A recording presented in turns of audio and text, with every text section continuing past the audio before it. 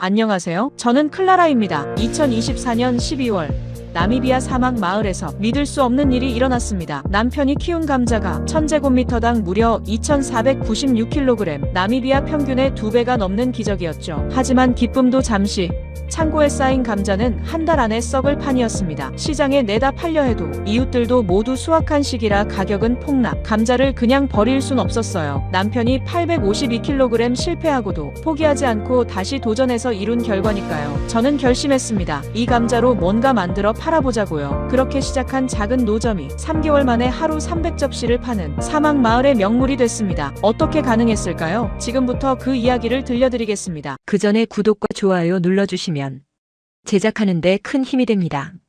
지금 공개합니다. 안녕하세요. 저는 클라라입니다. 나미비아 북서부 작은 마을에서 남편 카투투라, 7살 딸 나헤토와 함께 살고 있습니다. 우리 마을은 사막 변두리에 자리 잡고 있어서 농사짓기가 정말 어려운 곳이에요. 낮에는 섭씨 40도까지 올라가고 밤에는 영하로 떨어지는 날도 있죠. 비는 1년에 몇 번 오지 않고 땅은 메말라 있습니다. 2024년 12월 우리 밭에서 정말 놀라운 일이 일어났어요. 남편이 심은 감자가 엄청나게 많이 수확된 겁니다. 1000제곱미터당 무려 2496kg이나 됐죠. 나미비아 평균이 1206kg이니까 2배가 넘는 양이었습니다. 이건 우리 마을 역사상 한 번도 없었던 일이었어요. 남편은 제주에서 온 탐라 품종이라는 특별한 씨감자로 이 기적을 만들어냈습니다. 지난 4월에 첫 번째로 심었을 때는 852kg밖에 못 거뒀어요. 파종이 한 달이나 늦어지고 수확기에 서리 피해까지 입었거든요. 남편이 얼마나 낙담했는지 몰라요. 밤마다 한숨을 쉬며 이 땅에서는 역시 안 되는 건가 하고 자책했죠. 하지만 남편은 포기하지 않았습니다. 9월에 다시 도전했고 이번엔 준비를 철저히 했어요. 한국 연구진들이 알려준 대로 물 주는 시기를 정확히 맞추고 병해충 관리도 신경 썼죠. 그리고 12월 드디어 이 놀라운 결과를 얻게 된 겁니다. 그날 저녁 나헤토가 오랜만에 배불리 감자를 먹으며 환하게 웃었어요. 엄마, 이 감자 정말 맛있어요. 아이가 행복해하는 모습에 저도 덩달아 기뻤습니다. 몇 달 전만 해도 나헤토는 배고프다고 자주 울었거든요. 학교 갈 때도 도시락을 제대로 싸주지 못해서 미안했어요. 하지만 기쁨도 잠시였습니다. 저는 창고에 쌓인 감자 더미를 보며 걱정이 밀려왔어요. 보관시설이 변변치 않았거든요. 우리 창고는 그냥 함석 지붕을 얹은 작은 공간일 뿐이었습니다. 사막 지역이라 낮 기온이 너무 높아서 감자가 빨리 상할 수밖에 없었죠. 남편이 시장에 내다 팔려고 했지만 큰 문제가 있었습니다. 이웃 농부들도 마침 같은 시기에 수확을 마친 터라 감자가 시장에 넘쳐났던 거예요. 어디를 가도 감자 파는 사람만 수십 명이었습니다. 수요보다 공급이 훨씬 많으니 가격도 형편없이 낮았어요. 평소 같으면 1kg에 50 나미비아 달러는 받을 수 있었는데 그날은 20달러도 안 된다고 했습니다. 남편이 하루 종일 시장을 돌아다녔지만 겨우 50kg밖에 팔지 못했어요. 그것도 헐값에 넘긴 거였죠. 집에 돌아온 남편의 얼굴은 지쳐 있었습니다. 이대로 두면 한 달 안에 다 썩겠어요. 제가 남편에게 말했습니다. 카투투라는 난감한 표정으로 고개를 끄덕였어요. 그래도 방법이 없잖아. 시장 가격이 이 모양인데 어쩌겠어. 냉장 트럭이라도 있으면 수도까지 가져가서 팔 수 있을 텐데 우리한테 그런 여유는 없었습니다. 저는 밤새 잠을 이루지 못했습니다. 남편이 얼마나 힘들게 이 감자들을 키웠는지 잘 알고 있었거든요. 새벽 4시에 일어나서 밭에 물을 주고 한낮 더위에도 잡초를 뽑았어요. 손에 물집이 생기고 허리가 아파도 참았죠. 첫 번째 시도에서 실패했을 때 남편의 낙담한 모습이 아직도 눈에 선합니다. 그런데도 포기하지 않고 다시 도전해서 이루어낸 결과였어요. 다음 날 아침 저는 결심했습니다. 이 감자들을 그냥 버릴 순 없다고요. 뭔가 방법이 있을 거라고 믿었습니다. 당신이 852kg 실패하고도 포기 안 하고 2496kg 거뒀잖아요. 이 감자들을 버리기엔 너무 아까워요. 제가 남편에게 말했습니다. 남편은 제 손을 꼭 잡아주었습니다. 그래, 뭔가 방법을 찾아보자. 우리 둘 다 막막했지만 최소한 함께 고민한다는 사실만으로도 조금은 위안이 됐어요. 마을 이장님께 찾아가 조언을 구했어요. 이장님은 50대 후반의 경험 많은 분이셨죠. 하지만 돌아온 답은 냉정했습니다. 가공시설도 없고 유통망도 없는데 뭘 어떻게 하겠어요? 그냥 먹을 만큼만 남기고 이웃들 나눠주는 게 낫지. 좋은 마음으로 해주신 말씀이지만 저는 실망감을 감추기 어려웠습니다. 집으로 돌아오는 길에 저는 시장을 지나갔습니다. 오후 4시쯤이었는데도 시장은 여전히 사람들로 붐볐어요. 여러 가지 음식을 파는 노점상들이 눈에 들어왔습니다. 튀긴 음식, 구운 음식, 찐 음식. 한 할머니는 옥수수를 쪄서 팔고 있었고 젊은 여자는 고구마 튀김을 만들고 있었어요. 그때 문득 생각이 떠올랐습니다. 우리 감자를 가공해서 팔면 어떨까? 단순한 생각이었지만 그 순간만큼은 희망처럼 느껴졌습니다. 집에 도착하자마자 남편에게 말했어요. 여보, 우리 감자로 뭔가 만들어서 팔아보면 어떨까요? 남편은 의아한 표정을 지었습니다. 만들다니? 우리가 뭘 만들 수 있는데? 아직은 잘 모르겠어요. 하지만 시장에 가서 봤더니 다들 음식을 만들어 파는 걸 보니까 우리도 할 수 있을 것 같아요. 사실 저도 확신은 없었습니다. 평생 농사만 지었지 장사 같은 건 해본 적도 없었으니까요. 게다가 자본도 없고 장사 기술도 없었죠. 하지만 이대로 포기할 순 없었어요. 남편이 흘린 땀과 제주에서 온 귀한 씨감자, 그리고 우리 가족의 희망이 모두 이 감자들에 담겨 있었으니까요. 그날 밤 저는 나해토를 재운 후 오랫동안 생각했습니다. 도대체 뭘 만들어야 할까? 어떻게 해야 사람들이 우리 감자를 사줄까? 답은 쉽게 나오지 않았지만 최소한 한 가지는 확실했어요. 시도라도 해봐야 한다는 것이었습니다. 2025년 1월 초, 저는 본격적으로 실험을 시작했습니다. 창고에서 감자 몇 개를 꺼내 주방으로 가져왔어요. 일단 뭐라도 만들어봐야 했으니까요. 첫 번째 시도는 감자죽이었습니다. 감자를 삶아서 으깨고 물을 넣어 끓였어요. 나해토에게 먹여봤더니 고개를 저었습니다. 엄마, 이건 맛없어요. 그냥 밥이 더 나아요. 아이의 솔직한 반응에 저도 한숨이 나왔어요. 그렇다고 죽을 시장에서 팔 수는 없는 노릇이었죠. 두 번째는 감자전이었습니다. 감자를 갈아서 밀가루와 섞어 부쳤어요. 하지만 문제가 있었습니다. 우리 마을 사람들은 감자전이라는 음식 자체를 본 적이 없었거든요. 이웃 아줌마 둘에게 맛을 보여줬더니 어색한 표정을 지었어요.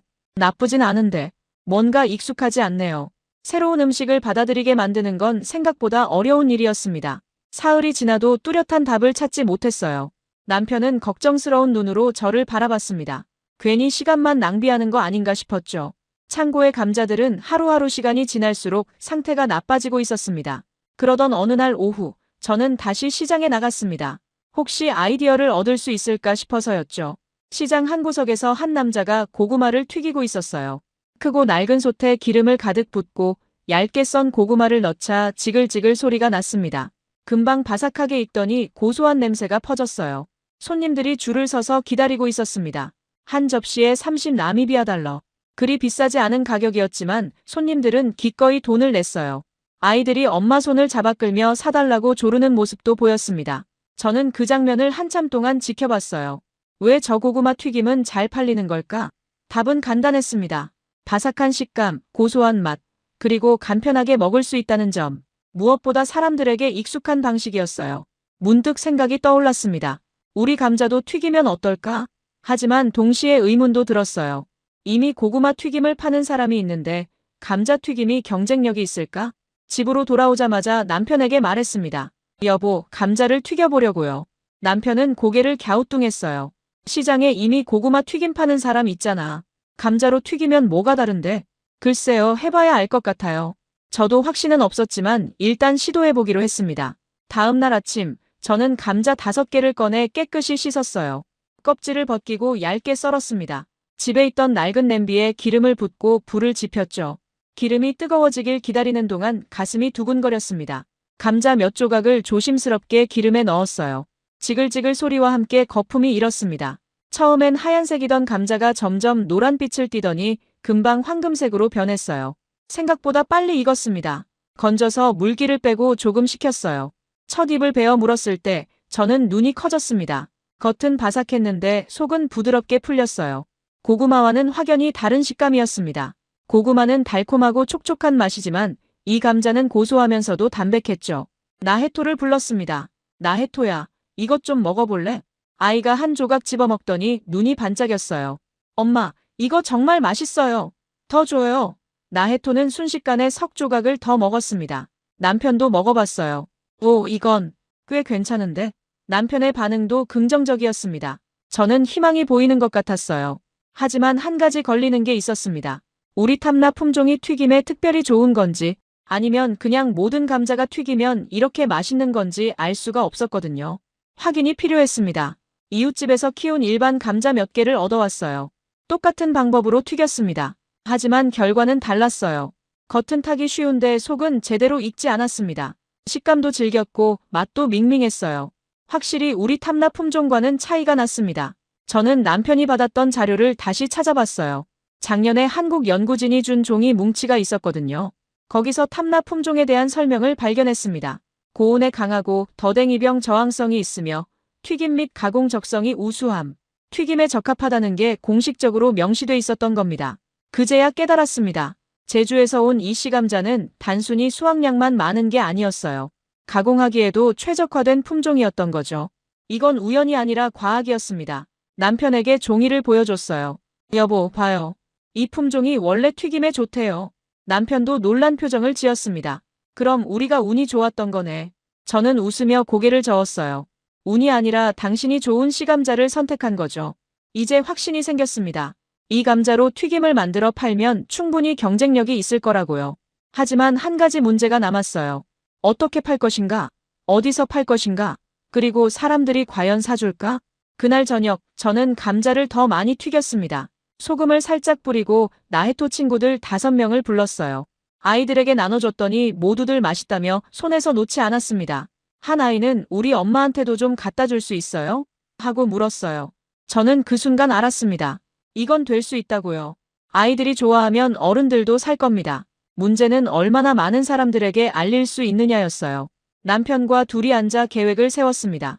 일단 시장에 작은 노점을 내보자. 처음부터 크게 시작할 순 없으니 최소한의 장비만 갖추고 시작하자. 장사가 안 되면 손해를 최소화하고 잘 되면 그때 확장하자. 합리적인 계획이었습니다. 하지만 저는 불안했어요. 과연 제가 장사를 할 수 있을까? 손님들이 오지 않으면 어쩌지? 실패하면 남편에게 미안할 텐데. 그래도 시도는 해봐야 했습니다.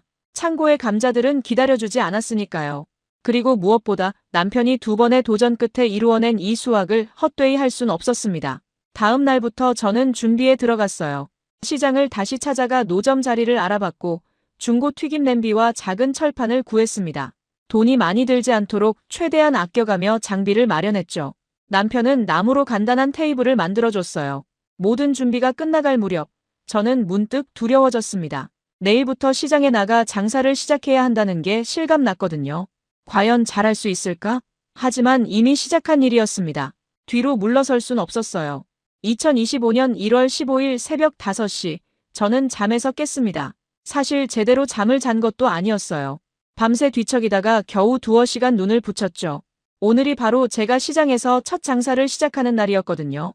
남편은 이미 일어나 있었습니다. 부엌에서 무언가 소리가 났어요. 가보니 남편이 감자를 씻고 있었습니다. 당신이 힘들까봐 미리 준비했어. 남편의 배려에 고마우면서도 한편으론 부담스러웠습니다. 만약 오늘 장사가 안 되면 어쩌지?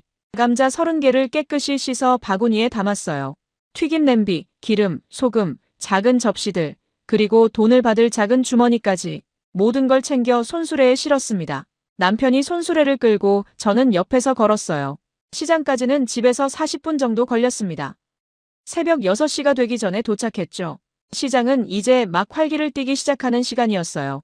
채소 파는 아주머니들이 물건을 펼치고 생선 장수가 얼음을 깔고 있었습니다. 제가 자리 잡을 곳은 시장 한 구석이었어요. 사람들이 많이 다니지 않는 구석진 자리였지만 값이 싸서 그곳을 골랐습니다. 남편이 만들어준 낡은 나무 테이블을 펼치고 흰색 천을 덮었어요. 중고로 산 작은 튀김 냄비를 테이블 옆에 놓았습니다. 준비를 마치고 보니 정말 초라했어요. 다른 노점들은 화려한 간판에 큰 솥을 쓰는데 우리는 그냥 작은 테이블 하나뿐이었습니다. 손님이 과연 올까? 남편이 제 어깨를 토닥였어요. 괜찮을 거야. 일단 시작해보자. 남편은 일을 보러 가야 했습니다. 밭에 물을 주고 잡초도 뽑아야 했으니까요. 저 혼자 남겨졌습니다. 7시가 되자 사람들이 하나둘 시장을 지나다녔어요. 저는 떨리는 손으로 기름을 냄비에 부었습니다. 불을 지피고 기름이 뜨거워지길 기다렸죠. 감자를 얇게 썰기 시작했어요. 칼을 쥔 손이 미세하게 떨렸습니다. 기름이 끓기 시작하자 감자 조각들을 조심스럽게 넣었어요.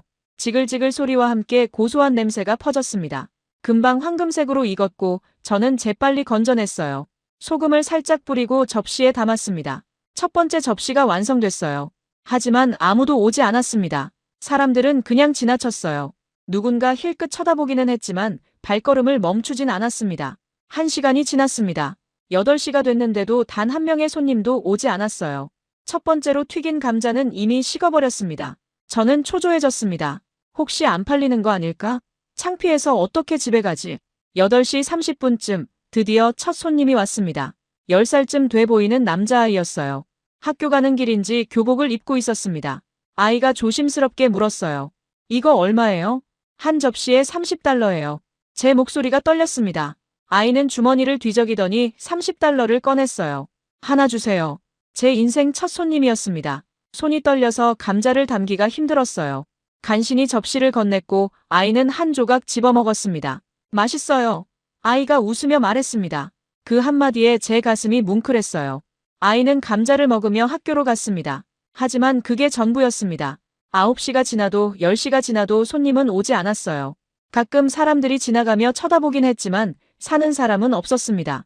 저는 조금씩 절망감을 느꼈어요. 11시쯤 중년 여성 2명이 다가왔습니다.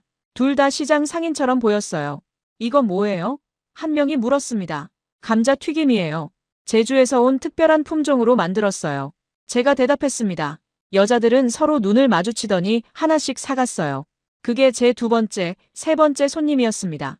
여자들이 먹더니 고개를 끄덕였어요. 나쁘지 않네요. 고구마 튀김보다 기름지지 않아서 좋아요. 그 말에 저는 조금 용기를 얻었습니다. 하지만 그 후로도 손님은 뜸했어요. 정오가 지나고 오후 1시가 됐을 때 저는 겨우 8접시를 팔았습니다. 2,400달러. 기름값과 재료비를 빼면 남는 게 거의 없었어요. 오후 2시 저는 지쳐 있었습니다. 햇볕이 뜨거웠고 땀이 계속 흘렀어요. 물도 제대로 못 마셨습니다. 손님을 놓칠까봐 자리를 비울 수가 없었거든요. 그때 택시기사 한 명이 다가왔어요. 30대 후반쯤 돼 보이는 남자였습니다. 이거 맛 좀 볼 수 있을까요? 저는 기꺼이 작은 조각 하나를 줬어요. 공짜 시식이었습니다. 남자가 먹더니 놀란 표정을 지었습니다. 오, 이거 꽤 괜찮은데요? 어디서 난 감자예요? 제주에서 온 탐나 품종이에요. 저희 남편이 직접 키운 거예요. 제가 자랑스럽게 대답했습니다. 제주? 그게 어딘데요? 남자가 물었어요. 한국이요. 멀리서 온 시감자로 키운 거예요. 수확량도 엄청 많고 튀기면 정말 맛있어요. 남자는 고개를 끄덕이더니 3접시를 샀습니다. 가족들한테 갖다 줄게요. 그리고 내일 또 올게요. 그게 제가 하루 중 가장 많이 판 순간이었어요. 남자가 간 후 저는 조금 희망을 느꼈습니다. 적어도 한 명은 맛을 알아봐 줬으니까요. 오후 4시쯤 저는 장사를 마무리했습니다. 하루 종일 판 건 20접시였어요. 600달러, 기름값, 소금값, 시장 자리세를 빼니 400달러가 남았습니다. 하루벌이로 나쁘지 않은 금액이었지만 저는 실망했어요. 기대했던 것보다 훨씬 적었거든요. 집으로 돌아오는 길에 눈물이 났습니다. 힘들어서가 아니라 불안해서였어요. 이렇게 조금씩밖에 팔리면 창고에 감자를 다 팔기 전에 썩어버릴 거였습니다. 게다가 하루 종일 서 있느라 다리도 아팠고 뜨거운 기름 때문에 손도 데었어요. 집에 도착하니 남편과 나혜토가 기다리고 있었습니다. 엄마, 얼마나 팔았어요? 나혜토가 달려왔어요. 20접시. 제가 힘없이 대답했습니다. 남편의 표정이 어두워졌어요. 20접시면 적은 거네. 저도 알고 있었습니다. 이건 성공이 아니었어요. 하지만 남편은 제 어깨를 다독였습니다. 첫날이잖아. 아직 사람들이 모르는 거야. 조금만 더 해보자. 그날 밤 저는 오랫동안 잠들지 못했습니다. 과연 계속해야 할까? 아니면 포기하는 게 나을까? 머릿속이 복잡했어요. 하지만 한 가지는 확실했습니다. 오늘 만난 손님 중 몇 명은 맛있다고 했어요. 특히 그 택시기사는 내일 또 오겠다고 했죠. 적어도 맛은 인정받았다는 뜻이었습니다. 저는 작은 희망을 붙잡기로 했어요. 최소한 일주일은 더 해보기로요. 일주일 후에도 이 정도밖에 안 팔리면 그때 포기해도 늦지 않을 테니까요. 다음 날 새벽, 저는 다시 일어났습니다. 몸은 피곤했지만 마음만은 다잡았어요. 오늘은 어제보다 나을 거라고, 조금씩이라도 나아질 거라고 스스로를 다독였습니다. 둘째 날, 저는 어제보다 20분 일찍 시장에 도착했습니다. 혹시나 아침 일찍 손님이 올까 싶어서였어요. 테이블을 펼치고 냄비를 놓고 감자를 썰기 시작했습니다. 손은 여전히 조금 떨렸지만 어제보다는 나았어요. 7시 10분쯤 어제 그 학생이 다시 왔습니다. 저를 보자마자 환하게 웃더니 친구 2명을 데려왔어요. 이모, 어제 먹었던 거 하나 더 주세요. 그리고 친구들 것도요. 저는 기뻐서 서둘러 감자를 튀겼습니다. 세 접시를 건네자 아이들이 맛있게 먹었어요. 한 친구가 물었습니다. 이거 매일 파세요? 네, 매일 와요. 제가 대답했습니다. 아이들은 내일도 올게요 하고 학교로 갔어요. 첫 손님이 생기니 마음이 조금 편해졌습니다. 최소한 어제 온 사람이 다시 왔다는 건 맛을 인정했다는 뜻이니까요. 하지만 그 후로 1시간 동안 아무도 오지 않았어요. 저는 다시 불안해졌습니다. 9시가 조금 지났을 때 어제 그 택시 기사가 나타났습니다. 약속대로 왔네요.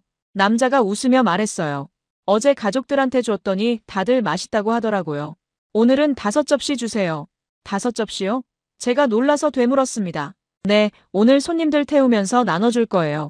좋은 거 알리고 싶어서요. 남자의 말에 저는 정말 고마웠어요. 이런 분이 있다는 게 신기했습니다. 그 남자는 매일 오겠다고 했어요. 그리고 정말로 그 약속을 지켰습니다. 그날부터 남자는 매일 아침 5접시씩 사갔어요. 이름은 사무엘이었습니다. 38세의 택시기사를 10년째 하고 있다고 했죠. 사무엘 덕분에 제 하루 판매량이 조금씩 늘기 시작했어요. 둘째 날은 30접시, 셋째 날은 35접시 많지는 않았지만 어제보다 나았습니다. 조금씩이라도 늘고 있다는 게 중요했어요.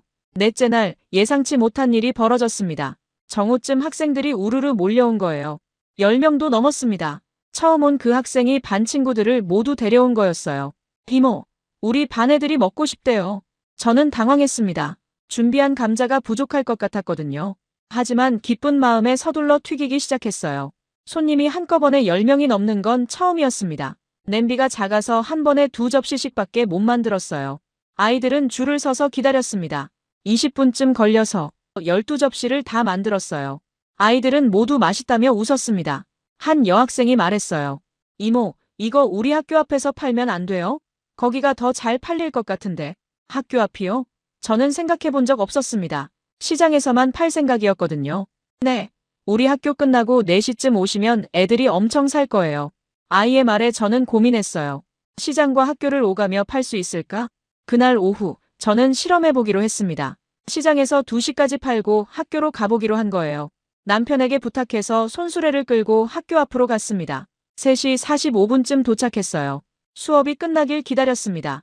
4시 정각, 종이 울리자 아이들이 우르르 쏟아져 나왔어요.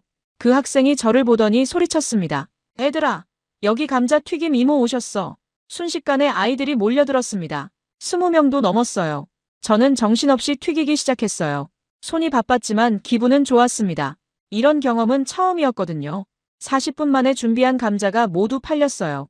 40접시나 됐습니다. 아이들은 아쉬워하며 내일도 오세요 하고 갔어요. 저는 믿을 수가 없었습니다.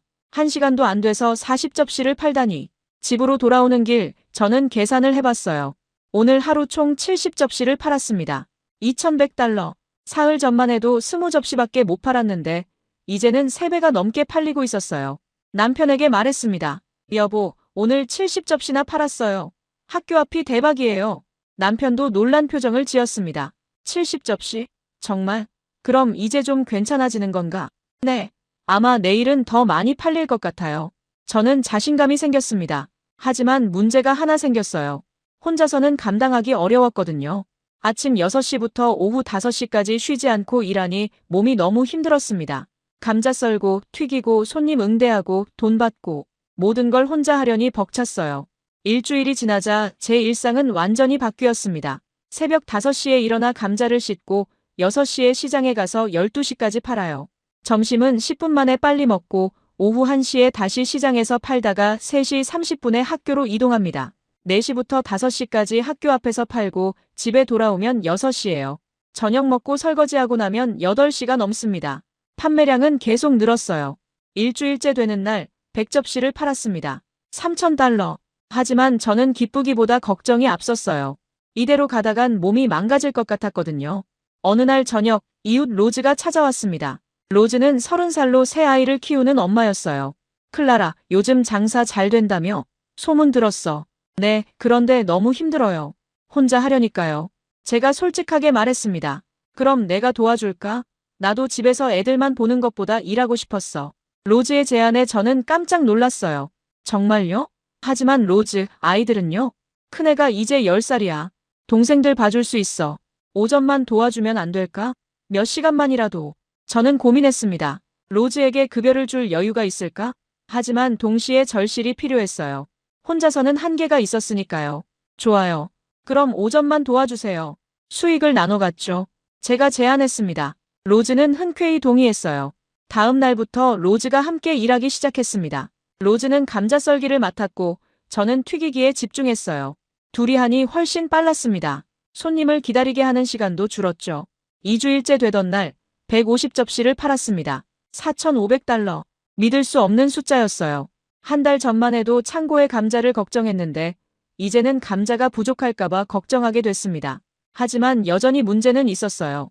학교 앞에서 혼자 팔 때는 너무 바빴고 시장에서도 손님이 몰리면 감당하기 어려웠습니다. 저는 생각했어요. 한 명이 더 필요한 건 아닐까? 그때 마리가 찾아왔습니다. 마리는 42살로 제빵 경험이 있는 여자였어요. 클라라, 나도 같이 일할 수 있을까? 소문 듣고 왔어. 이제 입소문이 마을 전체로 퍼지고 있었습니다. 사막 변두리 작은 마을의 감자 튀김 노점이 성공하고 있다는 소문이요. 저는 더 이상 혼자가 아니었습니다. 2025년 2월 말이까지 합류하면서 우리는 셋이 됐습니다. 시장 노점은 이제 제법 체계를 갖추기 시작했어요. 로즈가 아침 7시부터 11시까지 감자 썰기를 맡았고 마리는 오후 1시부터 5시까지 학교 앞 판매를 담당했습니다. 저는 하루 종일 튀기기에만 집중했어요. 하지만 순조롭지만은 않았습니다. 셋째 주가 되자 예상치 못한 문제가 생겼거든요. 기름값이 갑자기 올랐어요. 한 통에 100달러 하던 게 150달러가 됐습니다. 50달러나 오른 거죠. 저는 당황했습니다. 기름은 하루에 한 통씩 써야 했거든요. 한 달이면 4,500달러가 드는 셈이었어요. 감자값과 다른 재료비까지 합치면 수익이 크게 줄어들 수밖에 없었습니다. 로즈가 걱정스럽게 물었어요. 클라라, 이러면 우리 급여도 줄어들겠네요? 맞는 말이었습니다. 지금까지는 수익을 셋이서 나눠 가졌는데 기름값이 오르면 나눌 돈이 줄어들 테니까요. 저는 밤새 고민했습니다. 가격을 올려야 하나? 하지만 30달러에서 40달러로 올리면 손님이 줄어들 수도 있었어요. 그렇다고 기름을 적게 쓸 수도 없었습니다. 감자를 제대로 튀기려면 충분한 양의 기름이 필요했거든요. 다음 날 아침, 저는 결단을 내렸습니다. 가격을 올리지 않기로요. 대신 하루 판매량을 늘려서 단가를 낮추기로 했어요. 더 많이 팔면 기름값 인상을 감당할 수 있을 거라고 생각했습니다. 하지만 현실은 녹록지 않았어요. 이미 150접시를 팔고 있었는데 더 늘리는 게 가능할까요? 저는 새로운 전략이 필요했습니다. 마리가 제안했어요. 메뉴를 다양하게 만들면 어떨까요? 지금은 그냥 기본 감자 튀김만 파는데 맛을 여러 가지로 하면 손님이 더 올 것 같아요. 메뉴를 다양하게요? 저는 생각해 본 적 없었습니다. 네, 예를 들어 매운맛, 치즈맛, 허브맛 이런 식으로요. 제가 제빵할 때 다양한 맛을 만들어 봤거든요. 마리의 아이디어는 좋았습니다. 하지만 문제가 있었어요. 다른 재료를 사야 했거든요. 고춧가루, 치즈, 허브. 이것들을 사려면 또 돈이 들었습니다. 로즈가 말했어요. 일단 한 가지만 시도해보면 어떨까요? 가장 인기 있을 것 같은 걸로요. 저는 고민 끝에 매운맛을 선택했습니다. 나미비아 사람들이 매운 걸 좋아하니까요. 시장에 가서 고춧가루를 샀어요. 그리 비싸지 않았습니다. 다음 날부터 두 가지 메뉴를 팔기 시작했어요. 기본 맛과 매운맛. 매운맛은 30달러가 아니라 40달러를 받기로 했습니다. 고춧가루 값이 들어가니까요. 첫날, 반응은 놀라웠습니다. 손님 10명 중 7명이 매운맛을 선택했어요. 특히 젊은 사람들이 매운맛을 좋아했습니다. 한 청년이 말했어요. 이거 진짜 맛있네요. 내일도 이거 주세요. 일주일 만에 판매량이 170접시로 늘었습니다. 단지 메뉴를 하나 추가했을 뿐인데 20접시나 더 팔린 거예요. 저는 신기했습니다. 작은 변화가 이렇게 큰 차이를 만들다니요. 하지만 3월 들어서자 또 다른 문제가 생겼습니다. 경쟁자가 나타난 거예요. 시장 반대편에 다른 감자 튀김 노점이 생겼어요. 40대 남자가 운영하는 곳이었는데 가격이 우리보다 쌌습니다. 기본 맛을 25달러에 팔고 있었거든요. 저는 긴장했습니다. 손님이 그쪽으로 빠져나가면 어떡하지? 실제로 며칠간 판매량이 줄었어요. 170접시에서 140접시로 떨어졌습니다. 로즈가 불안해했어요. 클라라, 우리도 가격을 낮춰야 하는 거 아니에요? 하지만 저는 고개를 저었습니다. 가격을 낮추면 우리도 손해예요. 다른 방법을 찾아야 해요. 저는 그 노점을 관찰하러 갔습니다. 어떻게 25달러에 팔 수 있는지 보고 싶었거든요. 나가서 보니 이유를 알 수 있었어요. 그 남자는 감자를 아주 얇게 썰어서 양을 적게 줬습니다. 우리는 한 접시에 15조각을 주는데 그쪽은 10조각밖에 안 줬어요. 게다가 기름도 아껴 쓰는지 바삭하지 않았습니다. 저는 로즈와 마리를 불러 모았어요. 우리는 가격을 낮추지 않을 거예요. 대신 품질로 승부할 거예요. 품질이요? 로즈가 물었습니다. 네, 우리 감자가 더 맛있다는 걸 사람들이 알게 만들어야 해요. 저는 새로운 계획을 세웠습니다. 다음 날부터 저는 시식을 늘렸어요. 지나가는 사람들에게 작은 조각을 하나씩 나눠줬습니다. 처음엔 손해처럼 느껴졌지만 효과는 확실했어요. 맛을 본 사람들은 대부분 샀습니다. 한 주부가 말했어요. 아, 이게 훨씬 바삭하네요. 저기 싼 건 별로더라고요. 여기 걸로 주세요. 손님들이 돌아오기 시작했습니다. 가격이 500원 비싸도 맛이 좋으면 사는 거였어요. 2주일 만에 판매량은 다시 170접시로 회복됐습니다. 그리고 3월 중순, 저는 마침내 돌파구를 찾았습니다. 대기표를 만든 거예요. 점심시간에 손님이 몰리면 오래 기다려야 했거든요. 손님들이 불평하기도 했죠. 그래서 종이에 번호를 적어 나눠주기로 했습니다. 처음엔 번거로울 거라고 생각했어요. 하지만 의외로 손님들이 좋아했습니다. 기다리는 순서를 알 수 있으니 안심이 된다는 거였어요. 게다가 번호표를 받으면 떠나지 않고 기다렸습니다. 결과적으로 판매량이 늘었어요. 3월 마지막 주, 우리는 마침내 목표를 달성했습니다. 하루 200접시, 아침 시장에서 100접시, 오후 학교 앞에서 100접시, 합쳐서 200접시를 파는데 성공한 거예요. 하지만 저는 거기서 멈추지 않았습니다. 4월 들어서 허브 맛을 추가했어요. 로즈가 집에서 키운 로즈마리를 가져와서 감자에 뿌렸더니 향이 정말 좋았습니다. 손님들이 이건 뭐예요? 하고 물어봤어요. 허브를 넣은 특별한 맛이에요. 제가 설명했죠. 허브 맛은 예상보다 인기가 많았습니다. 특히 나이 든 손님들이 좋아했어요. 한 할머니가 말했어요. 이건 기름지지 않고 향긋해서 좋네요. 그리고 4월 둘째 주 어느 날, 저는 믿을 수 없는 순간을 맞이했습니다. 오후 5시에 계산을 해보니 300접시가 팔린 거예요. 정확히는 300이 접시였습니다. 로즈와 마리가 환호했어요. 우리 해냈어요. 300접시. 저도 기뻤지만 동시에 실감이 나지 않았습니다. 3개월 전만 해도 하루 20접시 팔기도 힘들었는데 이제는 300접시를 파는 노점이 된 거예요. 그날 저녁 집에 돌아와서 남편에게 말했습니다. 여보, 오늘 300접시 팔았어요. 남편은 깜짝 놀랐어요. 300접시? 정말? 네, 정말이에요. 저도 믿기지 않아요. 제 목소리가 떨렸습니다. 남편이 저를 꼭 안아줬어요. 당신 정말 대단해. 나는 감자를 키웠지만 당신이 그걸 이렇게 만들었어. 나혜토도 달려와 안겼습니다. 엄마 최고. 저는 눈물이 날 것 같았어요. 3개월 전 첫날 20접시 팔고 울면서 집에 왔던 기억이 났습니다. 그때는 포기하고 싶었어요. 하지만 저는 포기하지 않았습니다. 조금씩 나아졌고 결국 300접시까지 왔어요. 이제 시장 한 구석에 눈에 띄지 않던 노점은 관광객도 찾아오는 명소가 됐습니다. 시장 상인들도 저를 알아봤어요. 감자 튀김 클라라. 그게 제 별명이 됐습니다. 300접시를 파는 날이 늘어나면서 저는 새로운 고민에 빠졌습니다. 하루 300접시면 9,000달러예요. 일주일이면 63,000달러, 한 달이면 27만 달러가 넘었죠. 셋이서 나눠도 각자 9만 달러씩 벌 수 있는 금액이었습니다. 하지만 현실은 달랐어요. 셋이서 하루 10시간 이상 일해도 300접시가 한계였습니다. 더 팔고 싶어도 손이 모자랐거든요. 특히 점심시간과 방과 후에는 손님이 몰려서 제때 만들지 못해 돌려보낸 손님도 많았어요. 어느 날 오후 한 손님이 불평했습니다. 40분이나 기다렸는데 아직도 안 나와요? 너무 느린 거 아니에요? 저는 죄송하다고 사과할 수밖에 없었어요. 하지만 속으로는 답답했습니다. 더 빨리 만들고 싶어도 우리 셋만으로는 한계가 있었으니까요. 로즈가 제안했어요. 한 명 더 뽑으면 어떨까요? 4명이면 훨씬 나을 것 같은데. 저도 같은 생각이었습니다. 하지만 누구를 데려와야 할까요? 아무나 할 수 있는 일이 아니었거든요. 성실해야 했고 음식을 다루는데 깔끔해야 했으며 무엇보다 손님 응대를 잘해야 했습니다. 마리가 말했어요. 헬레나는 어떨까요? 시장에서 20년 동안 장사한 사람이에요. 경험도 많고 손님 다루는 것도 잘하죠. 헬레나. 저도 아는 사람이었어요.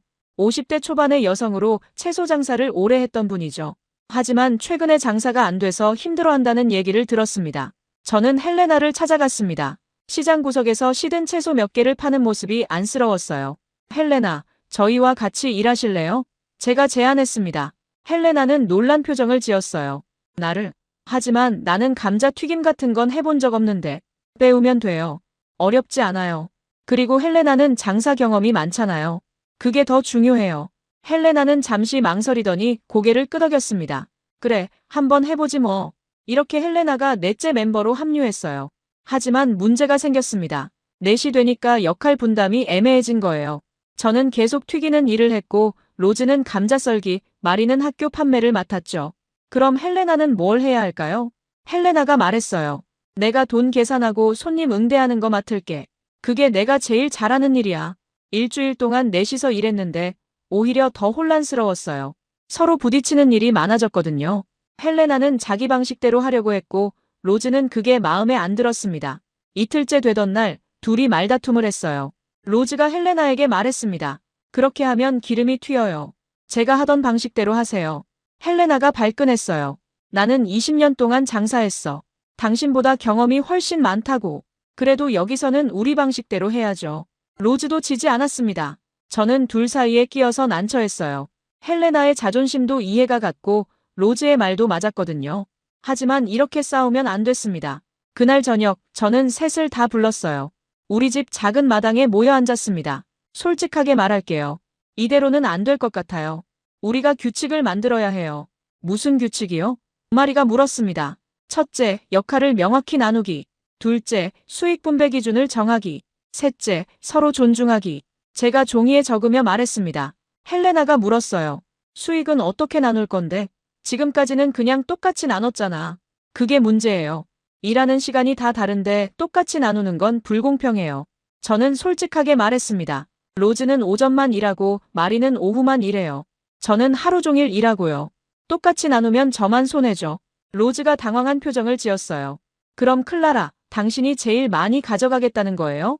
아니요. 공평하게 나누자는 거예요. 일한 시간에 따라요. 제가 설명했습니다. 하지만 마리가 반박했어요. 시간으로만 따지면 안 돼요. 나는 학교 앞에서 혼자 모든 걸 다 해요. 감자 튀기고 손님 받고 돈 계산까지. 클라라는 튀기기만 하잖아요. 마리의 말에도 일리가 있었습니다. 저는 고민했어요. 어떻게 나누는 게 공평할까? 헬레나가 조용히 말했어요. 내 생각엔 이렇게 하면 어때? 총 수익의 40%는 4명이 똑같이 나누고 나머지 60%는 일한 시간과 역할에 따라 나누는 거야. 그게 무슨 뜻이에요? 로즈가 물었습니다. 기본 몫은 모두 똑같이 주는 거지.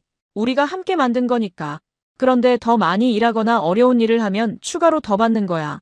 헬레나가 설명했어요. 저는 헬레나의 제안이 합리적이라고 생각했습니다. 모두가 기본적으로는 평등하지만 기여도에 따라 차등을 두는 거죠. 다들 어떻게 생각해요? 제가 물었습니다. 로즈와 마리는 잠시 생각하더니 고개를 끄덕였어요. 좋아요. 그렇게 하죠. 우리는 그날 밤 구체적인 규칙을 정했습니다. 첫째, 기본 수익 40%는 넷이 똑같이 나눔.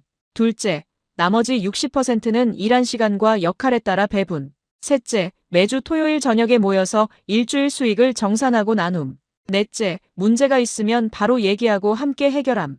모두가 동의했습니다. 종이에 적어서 4명이 다 서명했어요. 우리만의 작은 계약서였습니다. 다음 주부터 분위기가 달라졌어요. 역할이 명확해지니까 부딪히는 일이 줄었습니다. 헬레나는 손님 응대와 돈 관리를 맡았고 정말 잘했어요. 20년 경험이 헛된 게 아니었죠. 손님들도 헬레나를 좋아했습니다. 어느 날 헬레나가 제안했어요. 우리 단골 손님 카드 만들면 어때? 10번 사면 한 번 공짜로 주는 거야. 내가 채소 장사할 때 효과 봤어. 좋은 생각이에요. 마리가 찬성했습니다. 단골 카드를 만들자 손님들이 정말 좋아했어요. 카드에 도장을 찍어주는 건데 10개가 모이면 한 접시를 공짜로 줬습니다. 손님들은 카드를 모으는 재미에 더 자주 왔어요. 한 달 후 우리는 첫 정산을 했습니다. 그달 총 수익은 40만 달러였어요. 기본 몫 40%를 나누니 각자 4만 달러씩 받았습니다. 나머지 24만 달러는 일한 시간과 역할에 따라 나눴어요. 저는 8만 달러를 더 받았고 헬레나는 6만 달러, 로즈와 마리는 각각 5만 달러씩 더 받았습니다. 모두가 만족했어요. 공평하다고 느꼈거든요. 그날 저녁 헬레나가 말했어요. 고마워, 클라라. 나를 받아줘서. 솔직히 처음엔 자존심이 상했어. 내가 신참처럼 느껴졌거든. 하지만 이제는 우리가 팀이라는 게 느껴져. 저도 고마워요, 헬레나. 당신이 오고 나서 훨씬 체계적으로 됐어요. 제가 진심으로 말했습니다. 우리 넷은 더 이상 개인이 아니었습니다. 작은 협동조합이었어요. 각자의 강점을 살려서 함께 만들어가는 팀. 그게 우리의 진짜 힘이었습니다. 2025년 5월 우리 노점은 이제 시장에서 가장 바쁜 곳 중 하나가 됐습니다. 넷이서 일하니 훨씬 여유가 생겼어요. 무엇보다 새로운 시도를 할 수 있게 됐죠. 어느 날 오후 마리가 흥미로운 제안을 했습니다. 우리 메뉴를 더 다양하게 만들면 어떨까요? 지금은 기본맛, 매운맛, 허브맛 세 가지인데 아이들을 위한 순한 버전도 만들고 스낵처럼 바삭한 버전도 만들면 좋을 것 같아요. 저는 고민했어요. 메뉴가 많아지면 복잡해질 텐데 괜찮을까? 하지만 헬레나가 동의했습니다. 말이 맞아. 선택지가 많으면 손님들이 더 자주 와. 내 경험상 그래. 다음 주부터 우리는 5가지 메뉴를 팔기 시작했어요. 첫째, 기본맛 $30. 둘째, 매운맛 $40. 셋째, 허브맛 $40. 넷째, 아이용 순한맛 $30. 다섯째, 스낵형 얇은 감튀 $50. 처음 며칠은 혼란스러웠습니다. 주문이 복잡해졌거든요. 한 손님은 기본맛 2개, 매운맛 하나, 스낵형 하나 이런 식으로 주문했어요. 로즈가 헷갈려 했습니다. 클라라, 이거 뭐가 뭔지 모르겠어요. 저도 당황했어요. 하지만 헬레나가 침착하게 말했습니다. 주문서를 만들자. 손님이 주문하면 내가 종이에 적어서 너희한테 줄게. 헬레나의 아이디어는 효과적이었어요. 주문서 시스템을 만들자 훨씬 명확해졌습니다. 손님이 주문하면 헬레나가 종이에 적고 그걸 저한테 줬어요. 저는 그대로 만들면 됐죠. 일주일 후 놀라운 일이 벌어졌습니다. 메뉴가 다양해지자 손님들이 더 자주 오기 시작한 거예요. 특히 스낵형이 인기였습니다. 얇게 썰어서 바삭하게 튀기니까 과자처럼 먹기 좋았거든요. 한 청년이 말했어요. 이거 음료수랑 먹기 딱 좋네요. 오늘 친구들한테 사가야겠어요. 그 청년은 스낵형 10접시를 샀습니다. $500였어요. 아이용 순한 맛도 반응이 좋았습니다. 엄마들이 아이들 데리고 와서 샀어요. 한 엄마가 고마워했습니다. 드디어 우리 애가 먹을 수 있는 버전이 생겼네요. 매운 건 너무 자극적이어서 못 먹거든요. 손님들은 선택권이 생기자 더욱 만족했습니다. 같은 사람이 어제는 기본 맛을 사고 오늘은 매운맛을 사고 내일은 허브맛을 사는 시기였어요. 다양성이 재방문율을 높인 거죠. 한 달이 지나자 우리는 하루 350접시를 팔게 됐습니다. 5가지 메뉴 덕분에 50접시가 더 늘어난 거예요. 계산해보니 한 달 수익이 $50만 넘었습니다. 하지만 6월 초 예상치 못한 위기가 찾아왔습니다. 감자가 부족해진 거예요. 남편이 키운 감자는 이미 다 팔았고 이웃 농부들한테 사온 감자도 거의 떨어졌습니다. 저는 당황했어요. 감자가 없으면 장사를 할 수가 없잖아요. 남편에게 물었습니다. 다른 데서 감자를 구할 수 없을까요? 남편이 고개를 저었어요. 지금은 비수기야. 감자 재배하는 농가가 거의 없어. 있다 해도 품질이 좋지 않을 거야. 저는 절망적이었습니다. 이제 막 궤도에 오른 장사가 감자 부족으로 망하게 생겼어요. 손님들이 매일 오는데 어떻게 하죠? 그때 남편이 말했어요. 한국 연구진한테 연락해볼까? 시감자를 더 구할 수 있는지 물어보자. 저는 반신반의했습니다. 과연 줄까? 하지만 다른 방법이 없었어요. 남편은 제주도 농업기술원에 이메일을 보냈습니다. 감자가 부족해서 장사가 어렵다고 시감자를 더 구할 수 있냐고 물었죠. 사흘 후 답장이 왔습니다. 놀랍게도 시감자를 500kg 더 보내줄 수 있다는 내용이었어요. 무상으로요. 한국 연구진들은 우리 성공 스토리를 듣고 기뻐했다고 했습니다. 남편과 저는 감격했어요. 이런 도움을 받을 줄 몰랐거든요. 시감자가 도착하는 데는 한 달이 걸렸지만 우리는 그동안 다른 감자로 버텼습니다. 품질이 조금 떨어졌지만 손님들은 이해해줬어요. 7월 중순 새로운 시감자로 키운 감자가 수확됐습니다. 역시나 탐나 품종은 달랐어요. 다시 원래의 맛이 돌아왔고 손님들도 알아챘습니다. 오늘 감자 더 맛있네요. 뭐가 달라졌어요? 그 무렵 시장에 변화가 생겼습니다. 관광객들이 우리 노점을 찾기 시작한 거예요. 처음엔 한두 명이었는데 점점 늘어났습니다. 알고 보니 여행 가이드북에 우리가 소개된 거였어요. 한 독일인 관광객이 말했어요. 가이드북에 여기가 나미비아에서 꼭 먹어야 할 감자튀김이라고 나와 있어요. 정말 맛있네요. 저는 깜짝 놀랐습니다. 가이드북에까지 실리다니. 우리가 그렇게 유명해진 거였어요. 시장 상인들도 인정했습니다. 관광객들이 처음 물어보는 게 너희 노점이야. 이제 시장 명물이 됐어. 어느 날 오후 나미비아 관광청 직원이 우리를 찾아왔습니다. 여기가 소문난 감자 튀김 노점이군요. 혹시 인터뷰 가능할까요? 관광 홍보 자료에 넣고 싶어서요. 저는 얼떨떨했어요.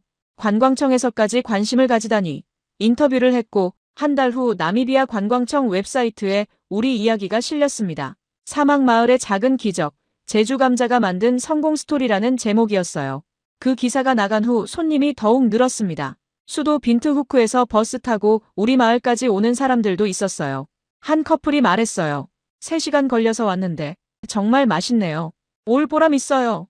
8월 말 우리는 새로운 기록을 세웠습니다. 하루 400접시. 처음 목표였던 300접시를 넘어선 거예요. 넷이서 할 수 있는 최대치였습니다. 어느 토요일 저녁 우리 넷은 모여 앉아 그간을 돌아봤어요. 헬레나가 말했습니다. 7개월 전에 누가 우리가 이렇게 될 줄 알았겠어? 로즈가 웃으며 말했어요. 저는 처음엔 한 달도 못 갈 줄 알았어요. 솔직히요. 마리도 고백했습니다. 저도요. 경쟁자가 나타났을 때 우리 끝났다고 생각했어요. 저는 그들을 보며 생각했습니다. 우리가 여기까지 온 건 운이 아니었어요. 서로 믿고 함께 고민하고 끊임없이 개선했기 때문이었죠. 감자는 시작일 뿐이었습니다. 진짜 성공의 비결은 협력이었어요. 그날 밤 집에 돌아와 남편에게 말했습니다. 여보, 우리가 해냈어요. 사막 마을의 명물이 됐어요. 남편이 웃으며 대답했어요. 당신이 해낸 거지. 나는 그저 감자만 키웠을 뿐이야. 아니에요. 당신이 포기하지 않고 다시 도전해서 2496kg을 거뒀잖아요. 그게 없었으면 아무것도 시작하지 못했어요. 제가 진심으로 말했습니다. 나혜토가 끼어들었어요. 엄마 아빠 둘 다 대단해요. 우리 가족 최고. 우리는 셋이서 안아주었습니다. 7개월 전만 해도 창고에 쌓인 감자 때문에 걱정했는데 이제는 사막 마을 최초의 감자 튀김 명물이 됐어요. 제주에서 온 작은 씨감자가 우리 가족과 4명의 여성 그리고 이 마을 전체에 희망을 준 겁니다. 2025년 9월 저는 작은 결정을 내렸습니다. 다른 여성들에게도 우리의 노하우를 가르쳐 주기로요. 사실 고민이 많았어요. 한 달 전부터 마을 여성들이 찾아와 물어보기 시작했거든요. 처음 찾아온 사람은 28살 젊은 엄마 파티마였습니다. 클라라, 저도 뭔가 시작하고 싶어요. 어떻게 하면 될까요? 당신처럼 성공하고 싶어요. 저는 머뭇거렸어요. 노하우를 알려주면 경쟁자가 생기는 거 아닐까? 우리 장사에 지장이 있으면 어떡하지? 솔직히 두려웠습니다. 파티마가 간절하게 말했어요.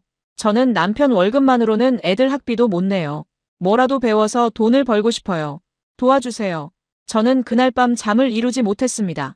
도와주고 싶은 마음과 우려하는 마음이 싸웠어요. 남편에게 말했습니다. 여보, 어떻게 하면 좋을까요? 남편이 조용히 대답했어요. 당신도 처음에 아무것도 몰랐잖아. 누가 가르쳐주지 않았는데도 혼자 배웠어. 그 경험을 나누는 게 나쁘지 않을 것 같은데. 헬레나에게도 물었습니다. 경쟁자가 생기면 어떡해요? 우리 손님이 줄어들 수도 있어요. 헬레나가 웃으며 말했어요. 클라라, 이 마을이 얼마나 넓은지 알아? 우리 혼자 다 할 수 없어. 그리고 다른 사람이 성공한다고 우리가 망하는 건 아니야. 시장은 충분히 커. 로즈도 동의했어요. 맞아요. 우리가 잘 되니까 시장 자체가 커졌잖아요. 관광객도 늘었고 사람들이 감자튀김을 더 많이 찾게 됐어요. 저는 마음을 정했습니다. 가르쳐주기로요. 다음 주부터 파티마와 다른 3명의 여성에게 기초를 알려주기 시작했어요. 하지만 문제가 생겼습니다. 가르치려고 보니 체계가 없었거든요. 우리는 그냥 몸으로 익힌 거라 설명하기가 어려웠어요. 감자를 얼마나 얇게 썰어야 하는지, 기름 온도는 몇 도가 적당한지, 소금은 얼마나 뿌려야 하는지 모두 감으로 하던 일이었습니다. 마리가 제안했어요. 우리가 하는 걸 다 적어보면 어때요? 처음부터 끝까지 단계별로요. 좋은 생각이었습니다. 우리 넷은 일주일 동안 모든 과정을 정리했어요. 준비 단계부터 판매까지, 심지어 손님 응대 방법까지. 얇은 노트 한 권이 꽉 찼습니다. 그 노트를 파티마와 다른 여성들에게 나눠줬어요. 그리고 이틀에 한 번씩 모여서 가르쳤습니다. 감자 고르는 법, 썰기, 튀기기, 간 맞추기, 손님 응대, 모든 걸 알려줬어요. 한 달 후, 파티마가 시장 반대편에 작은 노점을 열었습니다. 저는 긴장했어요. 과연 손님이 빠져나가지 않을까? 개업 첫날, 저는 몰래 파티마의 노점을 지켜봤습니다. 파티마는 열심히 했어요. 서툴렀지만 성실하게 손님을 대했습니다. 손님이 몇 명 왔고 파티마는 행복해 보였어요. 저는 뿌듯했습니다. 일주일 후 계산을 해봤어요. 우리 판매량은 줄어들지 않았습니다. 오히려 약간 늘었어요. 알고 보니 파티마의 노점이 생기면서 시장 전체에 감자튀김을 찾는 사람이 늘어난 거였어요. 헬레나가 말했던 게 맞았습니다. 시장은 충분히 컸어요. 우리가 독점할 필요도 없었고 함께 나눠도 모두가 잘 될 수 있었습니다. 그 후로 저는 매달 4명씩 여성들을 가르쳤어요. 누구는 빵을 팔고 누구는 과일 주스를 팔고 누구는 옥수수를 팔았습니다. 저마다 자기만의 아이템을 찾았죠. 어느 날 저녁 마을 이장님이 우리를 찾아왔습니다. 클라라, 당신 덕분에 우리 마을이 달라지고 있어요. 여성들이 경제적으로 독립하고 아이들 교육에 투자하고 있어요. 정말 고마워요. 저는 쑥스러웠습니다. 제가 뭘 그렇게 대단한 걸 했다고요. 그냥 감자를 튀긴 것뿐인데요. 아니야. 당신은 가능성을 보여줬어. 사막 마을 여자도 뭔가 할 수 있다는 걸 증명했잖아. 이장님의 말에 저는 뭉클했습니다. 어느 토요일 오후 집 뒤뜰에서 특별한 모임이 열렸습니다. 제가 가르친 12명의 여성이 모두 모인 거예요. 각자 자기가 파는 음식을 조금씩 가져왔습니다. 한 여성이 말했어요.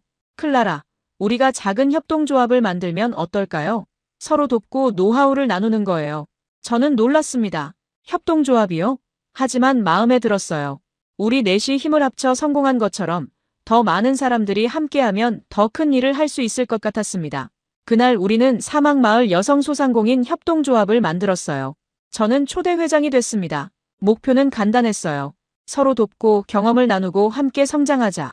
9월 마지막 주, 저는 작은 상자 하나를 꺼냈습니다. 7개월 전 처음 장사를 시작할 때 썼던 작은 나무 테이블이었어요. 남편이 만들어준 거였죠.